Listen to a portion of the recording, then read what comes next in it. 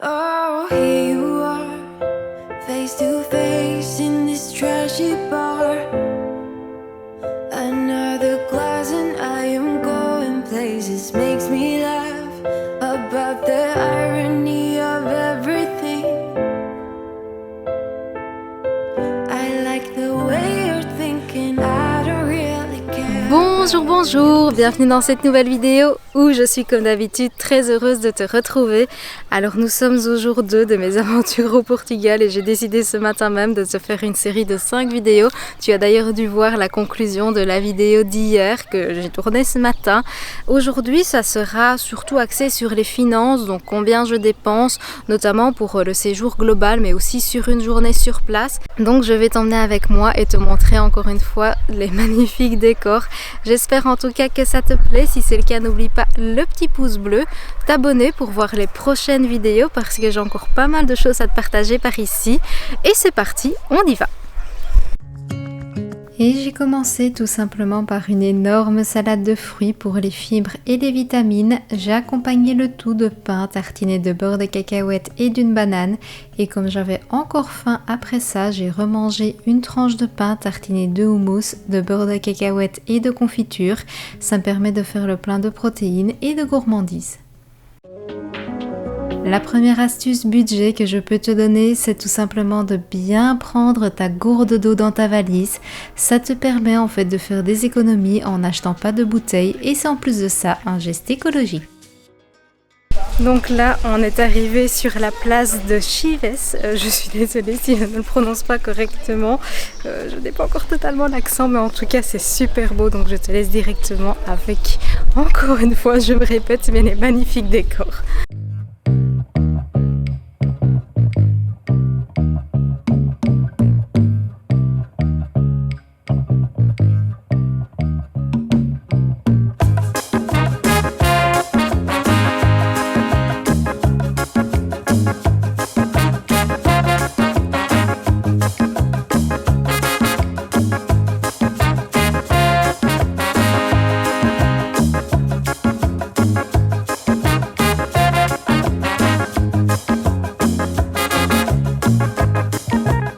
On en a profité également pour se rendre sur le marché pour faire le plein de fruits et de légumes.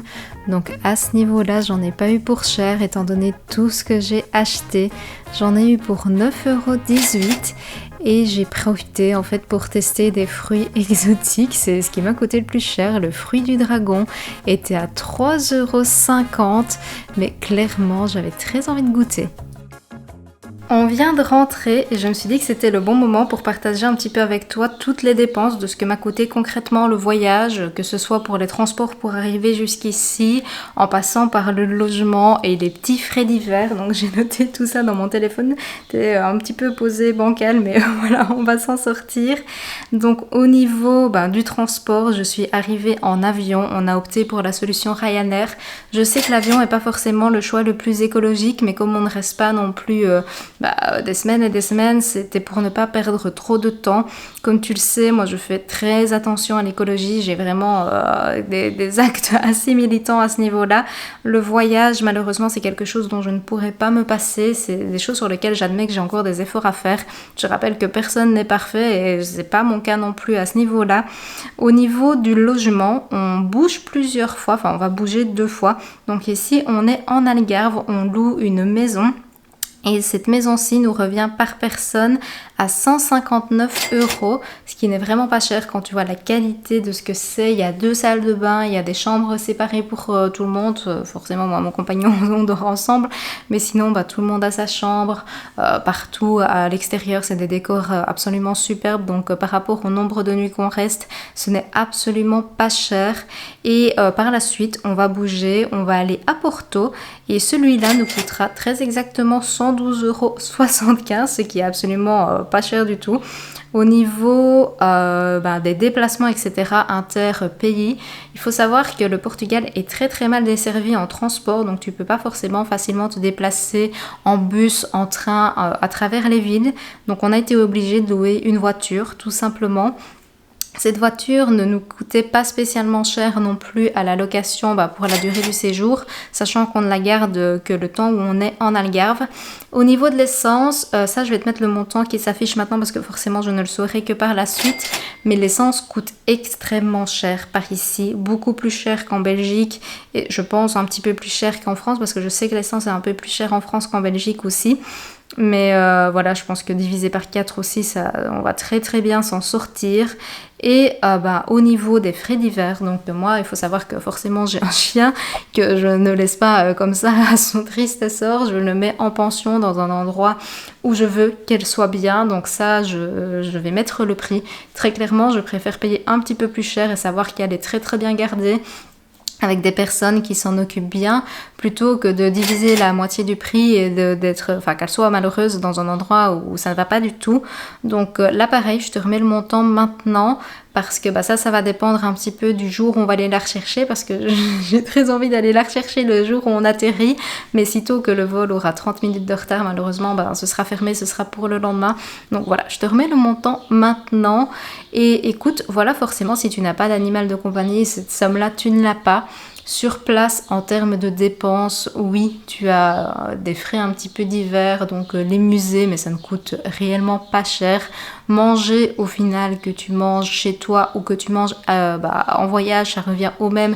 Si tu prends l'option Airbnb, tu as toujours la possibilité de te cuisiner les choses, t'es pas obligé de manger au resto tout le temps, ce qui est très différent de l'hôtel, vu qu'à l'hôtel, t'as pas le choix, t'es obligé de manger à l'extérieur, mais on voyage toujours pour un tout petit budget et sincèrement, on passe de merveilleuses vacances et surtout quand tu peux te cuisiner des trucs, c'est quand même gai de découvrir les produits locaux, les fruits et les légumes locaux, de déguster en fait des saveurs vraies plutôt que d'aller dans des restos attrape-touristes où au final tu auras des choses insipides. Là-dessus, moi je vais aller me faire tout doucement le repas de midi parce que je commence à avoir bien faim.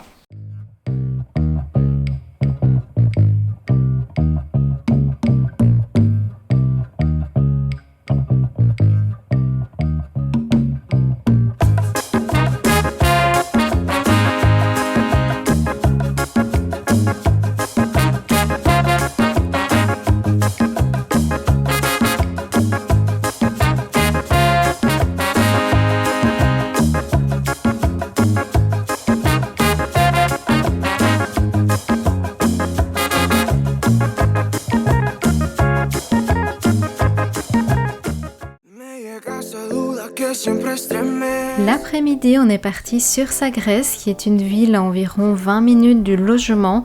Il y a énormément de boutiques de surf par là-bas. On a également fait une énorme balade le long des roches au bord de plage.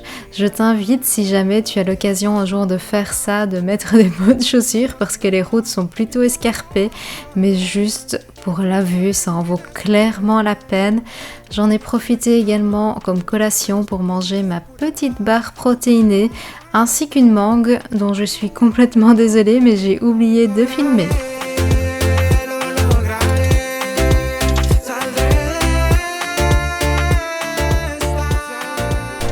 Là, on vient de s'arrêter et je t'avoue qu'il fait tellement lumineux qu'on va aller boire un verre. Et ça, pareil, c'est totalement budgétisé à l'avance dans le budget des vacances. Je ne te vois pas très bien, il y a tellement un beau soleil que je suis complètement éblouie. Mais tout est une question aussi de prévoir au niveau de ton budget des vacances. Tu peux totalement économiser au fur et à mesure des mois et planifier ça en amont. Et vraiment, un bon conseil que j'ai à te donner, c'est de ne surtout pas aller dans les attractions qui te poussent à aller en fait dans les attrapes touristes, les trucs qui sont vraiment placés aux endroits stratégiques. Donc quand tu visites un musée, tu as toujours un endroit pour boire un verre. Là, d'office, ce sera super méga cher et de plutôt t'orienter vers les cafés des locaux. Réellement demander où les locaux vont boire un verre, vont manger et là, tu auras des prix beaucoup plus accessibles.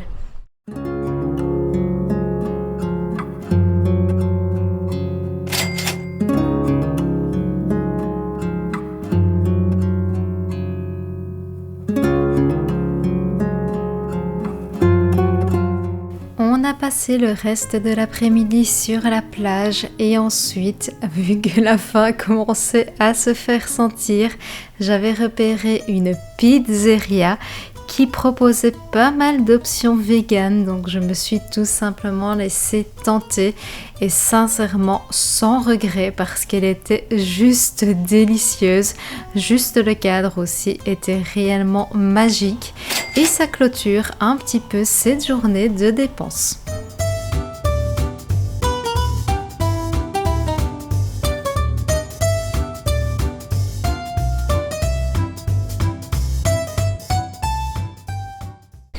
Je vais clôturer la vidéo ici, j'espère sincèrement que ça t'a plu. En tout cas, n'oublie pas le petit pouce bleu, t'abonner pour suivre toute la suite de mes aventures parce qu'on va se retrouver encore une fois pendant 5 jours de suite. On se donne donc rendez-vous demain à 18 h. Je ne sais pas encore quel thème je vais faire, mais je vais essayer en tout cas de te proposer à chaque fois des choses différentes. Là-dessus, comme d'habitude, prends soin de toi et je te dis santé!